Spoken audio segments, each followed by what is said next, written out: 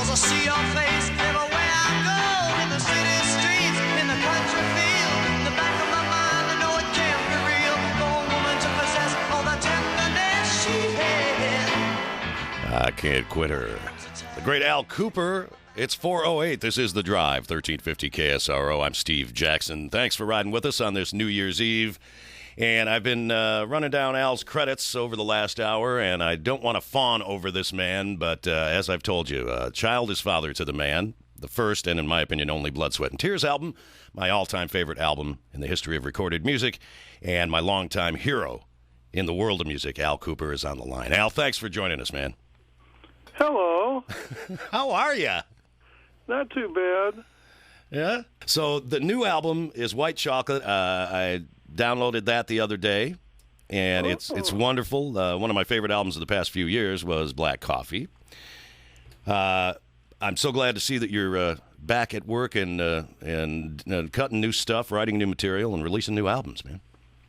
That was White Chocolate was a very tough one to make, and it was intimidating because I thought Black Coffee was maybe one of the best records I ever made. Yeah.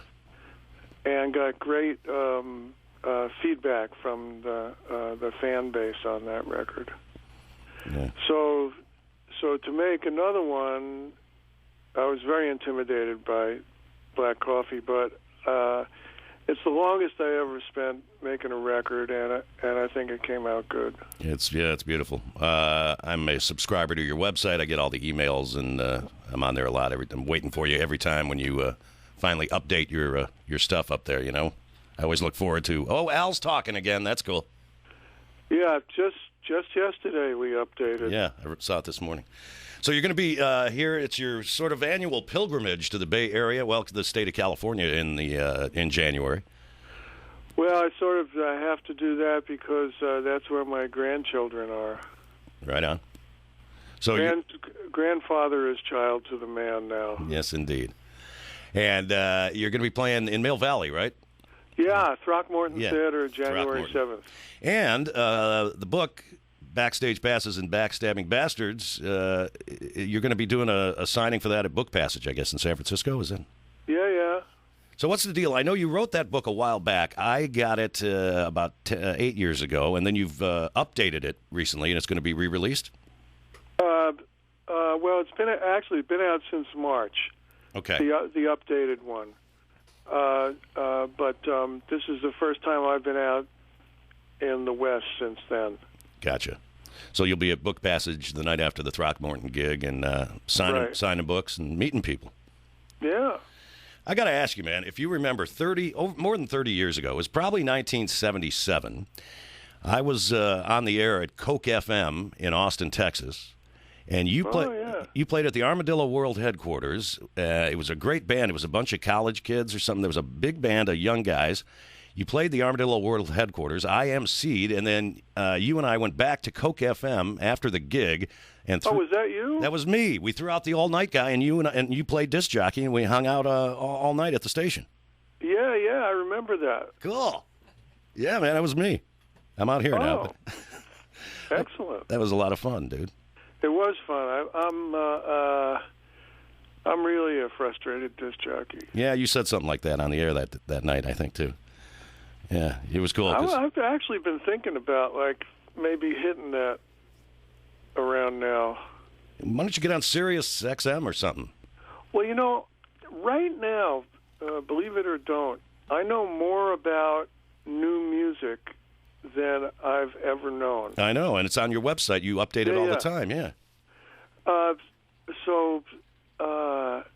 I thought I could probably spin a good show. You could, and in fact, the tunes that you update every time on your website, it's what you've been listening to on the iPod or whatever for the last few months. I mean, there's some amazing stuff on there that a lot of people haven't heard. You could do that on Sirius or XM. It'd be a great show.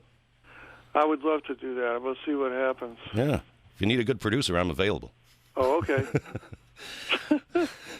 But you've been a member of a lot of other bands. Could you tell us just a bit about Between the Blues Project, or After the Blues Project, a great band, 3 good albums, I think it was, and then as I said, Child is Father to the Man, my favorite album of all time. And how did you get Blood, Sweat, and Tears together?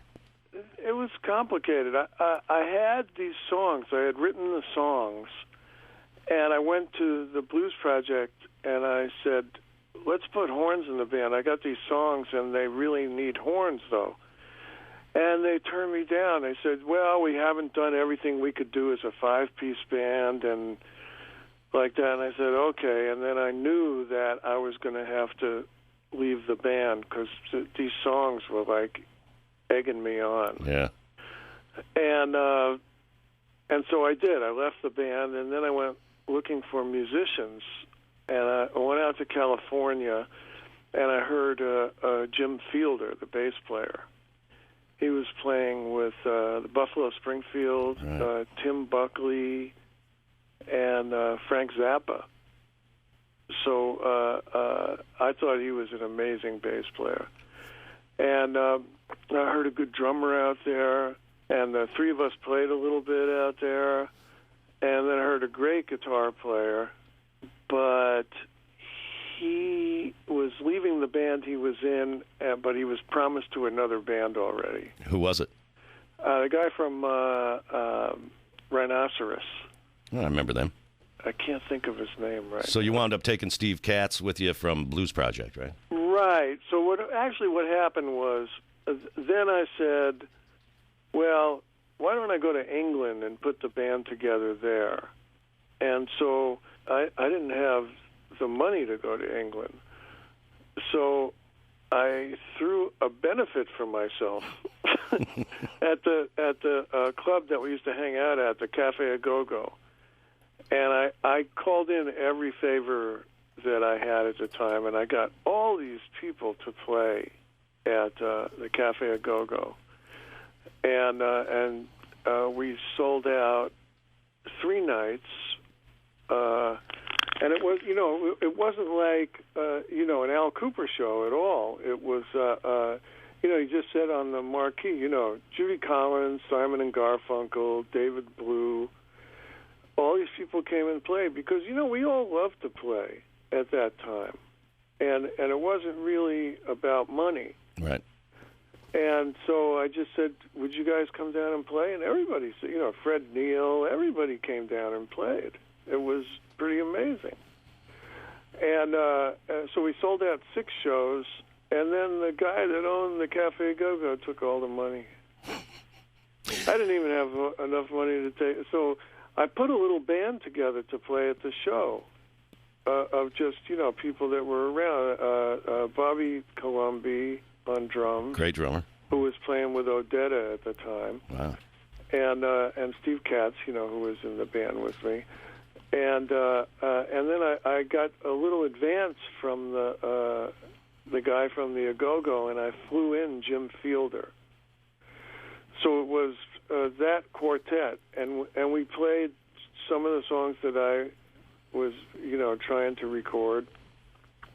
And then the guy took all the money, and I was just going. And so the other guys from the band that I put together came over and said, "Why don't you just form the band here? We already got a quartet. You just got to find some horn players." And you found some great ones, too, man. Freddie Lipsius. And we put ads in the paper. Wow. We auditioned, people that came. Incredible. And then you got signed to Columbia. Yeah. And But that's how the band came together. And unfortunately, only one album, but like I said, it's my favorite album ever, man. And then, of course, they went on to I guess they wanted to have some hits and some top 40 singles, and that wasn't exactly where you were at with Blood, Sweat, and Tears, I guess. And they grabbed. Well, I didn't want to go in the direction that they went in. Yeah. And also at that time, Chicago was out. Right. With their first album, and I thought they were great. And that was sort of, closer to what I wanted to do than what Blood, Sweat, and Tears wanted to do. So I said, well, Chicago is really kind of starting to make it, and they're really doing the right thing. So I said, I'm going to bail. It's just a shame that there couldn't have been a follow-up album to me to child is father to the man. But c'est la vie, huh?